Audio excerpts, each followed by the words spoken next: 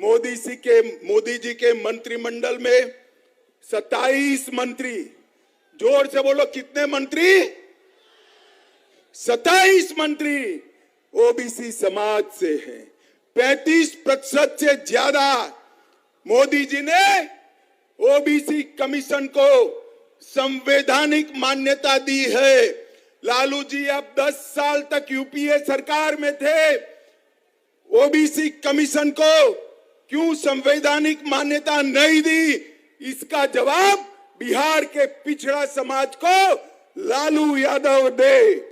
नरेंद्र मोदी जी ने पिछड़ा समाज की सूची को राज्यों को निर्णय करने का संवैधानिक अधिकार दिया है और इसके साथ साथ केंद्रीय विद्यालय, नवोदय विद्यालय और सैनिक स्कूल में ओबीसी समाज को, पिछड़ा समाज को 27% आरक्षण देने का काम नरेंद्र मोदी जी ने किया है।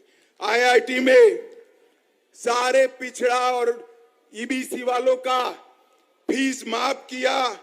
नीट की परीक्षा में, मेडिकल के दाखलों में ओबीसी समाज और अति पिछड़ों को आरक्षण की व्यवस्था की।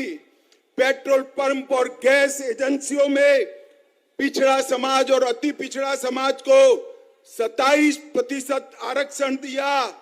प्री मैट्रिक और पोस्ट मैट्रिक छात्रों की वित्तीय सहायता की और डीबीटी के माध्यम से सीधा बैंक का खाते में फीस भेजने का काम नरेंद्र मोदी जी ने किया है। मैं आज बिहार के ईबीसी और ओबीसी, पिछड़ा और अति पिछड़ा दोनों समाज को कहने आया हूं, ये सर्वे जो है ये छलावा है। हमने इसका समर्थन किया था मगर हमें नहीं मालूम था लालू जी के दबाव में यादव और मुस्लिमों की संख्या बढ़ाकर अति पिछड़ा को अन्याय करने का काम ये नीतीश कुमार और लालू करेंगे। माताओं, भाइयों, बहनों, मोदी जी ने आज देश के 60 करोड़ गरीबों को आगे आने का रास्ता प्रशस्त किया है। ये जो इंडी अलायंस है, उनका एक ही एजेंडा है, नरेंद्र मोदी का विरोध करना। इन्होंने जब इनको शासन मिला तब 12 लाख करोड़ के घपले घोटाले करे थे और भ्रष्टाचार का विरोध करने वाले नीतीश बाबू आज चार्जशीटेड लोगों के साथ सत्ता का सुख भोग रहे हैं। नीतीश जी शर्म करो। लालू की खिलाफत कर राजनीति की थी, आज लालू की गोदी में बैठे हो। माताओं, भाइयों, बहनों, मुझे बताओ 2G घोटाला करने वाले इंडी अलायंस वाले चाहिए या 5G देने वाले नरेंद्र मोदी चाहिए? जोर से बोलो। मित्रों, ये परिवार की दुकान चलाने वाले लोग हैं। एक को प्रधानमंत्री बनना है और दूसरे को बेटे को मुख्यमंत्री बनाना है। मैं दोनों को कहने आया हूं, नीतीश बाबू प्रधानमंत्री छोड़ दो। इंडी अलायंस ने तो आपको संयोजक भी नहीं बनाया, आप कहीं के नहीं रहे। मैंने पहले ही कहा था, आप माने नहीं। तेल और पानी कभी इकट्ठा नहीं होते हैं, अलग अलग ही रहते हैं। आगे भी देखिए लालू जी आपकी क्या गत कर रहे हैं और अब हर रोज छटपटा रहे हैं। लालू जी से निकलना तो है मगर रास्ता नहीं बचा है। कभी कांग्रेस को गाली बोलते हैं, कभी कार्यक्रम में नहीं जाते हैं, मगर उनके पास कोई रास्ता नहीं बचा है। माताओं, भाइयों, बहनों, 2 प्रकार के जैम है।